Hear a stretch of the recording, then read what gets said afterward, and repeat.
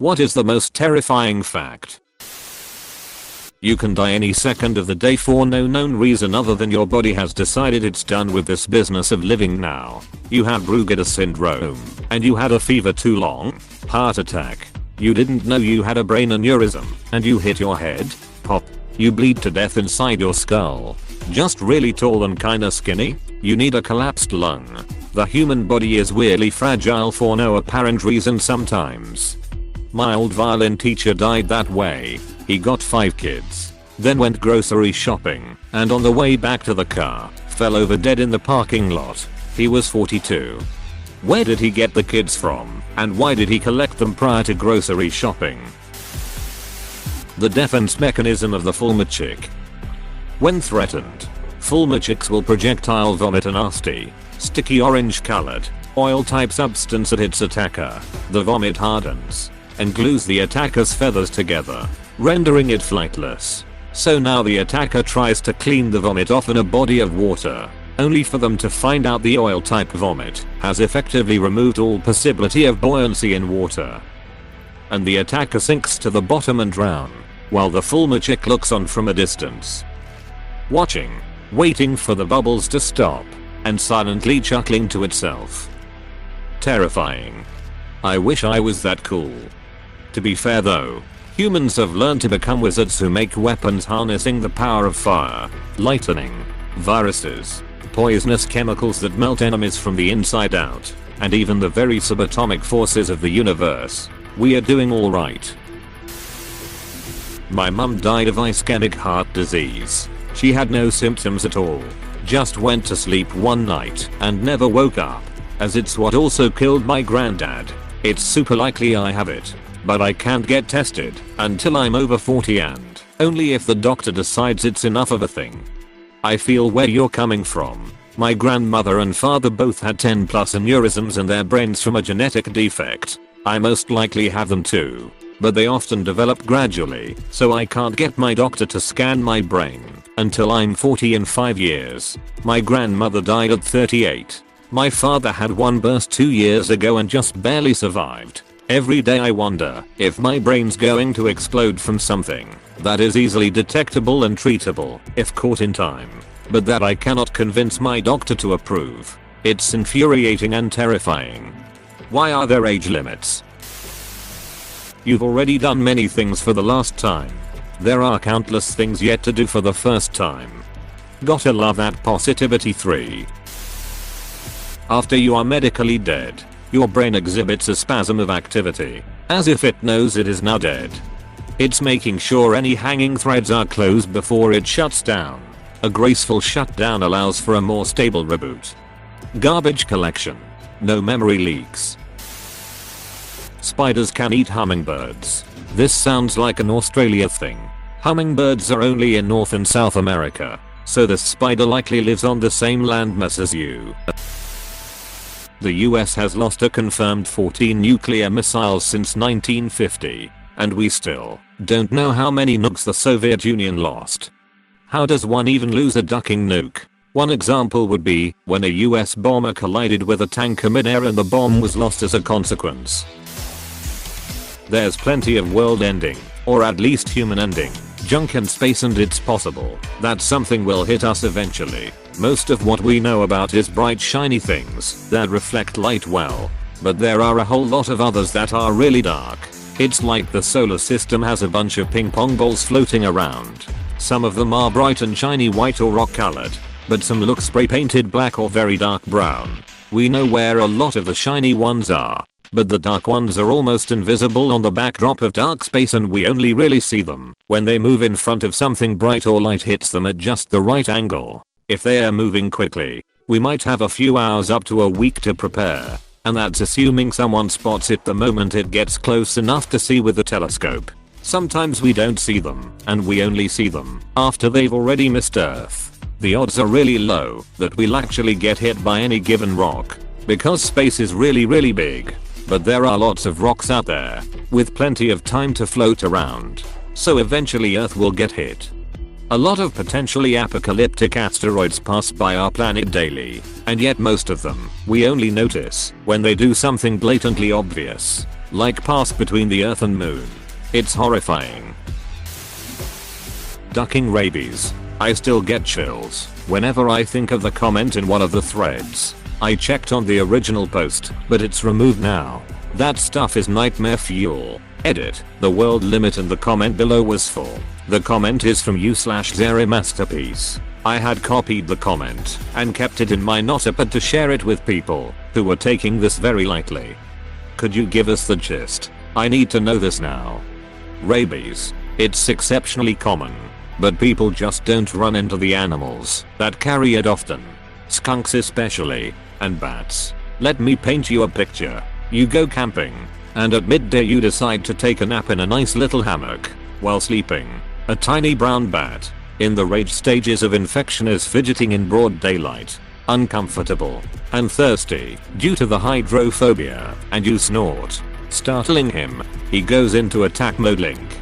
youtube.com/watch v=yd9wq7gui. Except you're asleep, and he's a little brown bat, so weighs around 6 grams. You don't even feel him land on your bare knee, and he starts to bite.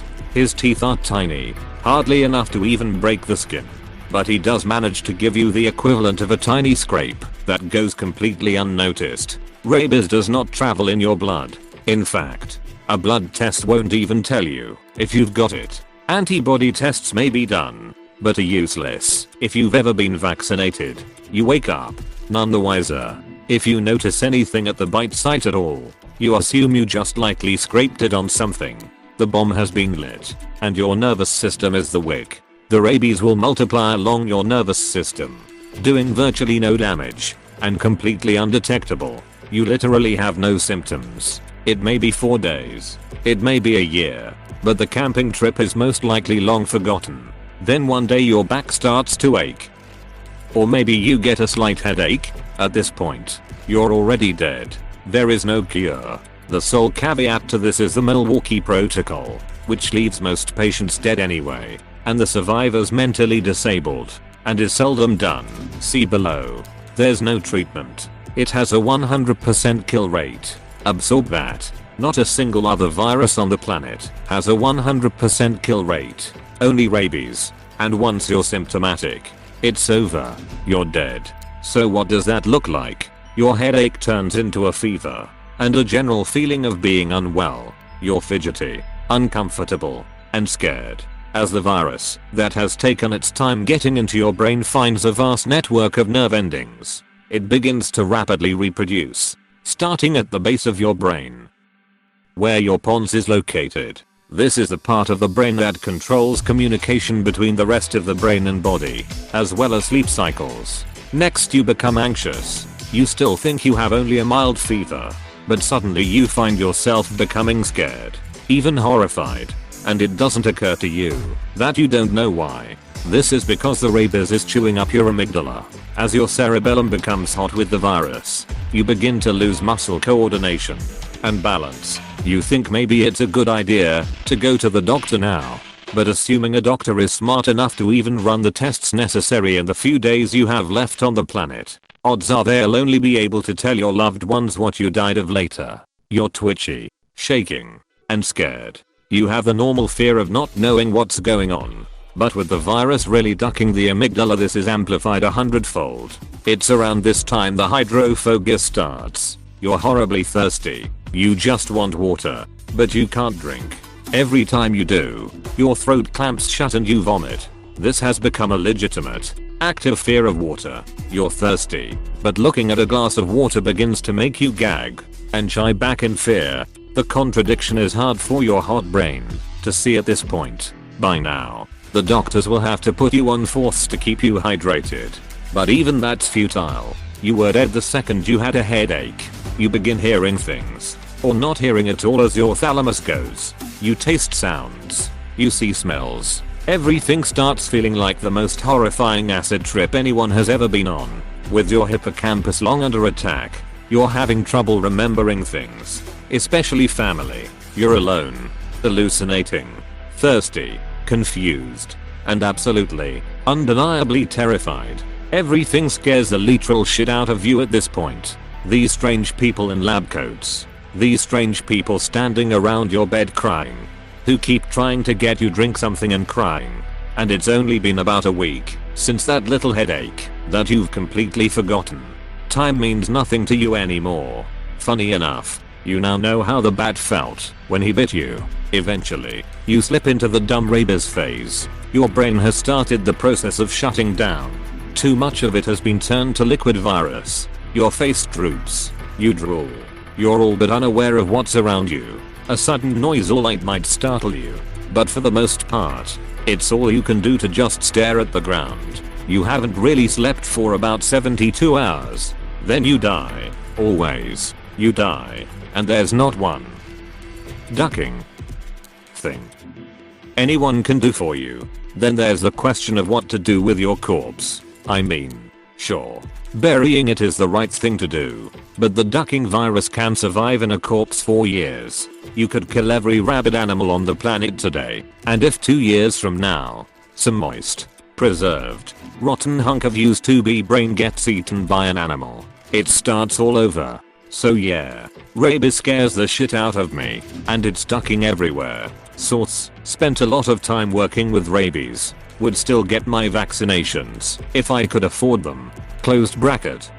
Each time this gets reposted, there is a ton of misinformation that follows by people who simply don't know or have heard information from others who were ill-informed. Only X number of people have died in the US in the past X years. Rabies is really rare. Yes, deaths from rabies are rare in the United States, in the neighborhood of 2 to 3 per year. This does not mean rabies is rare. The reason that mortality is so rare in the US is due to a very aggressive treatment protocol of all bite cases in the United States. If you are bitten and you cannot identify the animal that bit you, or the animal were to die shortly after biting you, you will get post-exposure treatment. That is the protocol. Post-exposure is very effective, almost 100%, if done before you become symptomatic. It involves a series of immunoglobulin shots, many of which are at the site of the bite, as well as the vaccine given over the span of a month. Fun fact, if you're vaccinated for rabies, you may be able to be an immunoglobulin donor. It's not nearly as bad as was rumored when I was a kid. Something about getting shots in the stomach. Nothing like that. In countries without good treatment protocols, rabies is rampant. India alone sees 20,000 deaths from rabies per year. The why did nobody die of rabies in the past if it's so dangerous argument. There were entire epidemics of rabies in the past. So much so that suicide or murder of those suspected to have rabies were common. In North America, the first case of human death by rabies wasn't reported until 1768. This is because rabies does not appear to be native to North America, and it spread very slowly. So slowly, in fact, that until the mid-1990s, it was assumed that Canada and northern New York didn't have rabies at all. This changed when I was personally one of the first to send in a positive rabies specimen, a raccoon, which helped spawn a cooperative US/Canada rabies bait drop sometime between 1995 and 1997. My memory shot. Unfortunately, it was too late. Rabies had already crossed into Canada. There are still, however, some countries, notably Australia, where everything else is trying to kill you, that still does not have rabies. Lots of people have survived rabies using the Milwaukee Protocol. False. One woman did, and she is still recovering to this day, some 16+ years later. There's also the possibility that she only survived due to either a genetic immunity, or possibly even was inadvertently vaccinated some other way. All other treatments ultimately failed. Even the others that were reported as successes eventually succumbed to the virus. Link. org/2014/05/01/ no rabies treatment after all failure of the Milwaukee Protocol / almost all of the attributed survivors actually received post-exposure treatment before becoming symptomatic, and many of them died anyway. Bats don't have rabies all that often. This is just a scare tactic. False. To date, 6% of bats that have been captured or come into contact with humans were rabid. Link. CDC.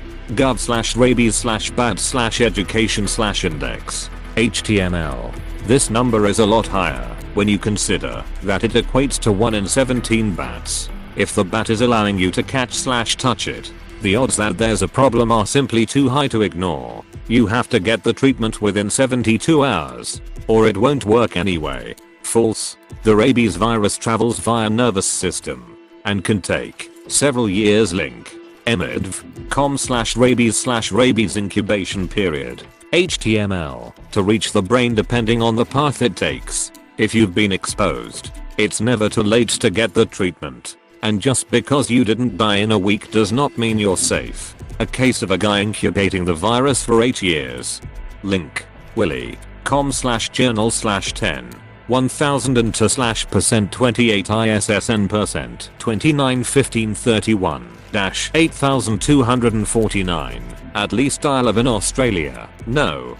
Link health governor AU/internet/main/publishing NSF/content/OHP rabies consumer info HTM. Please stop posting bad information every time this comes up.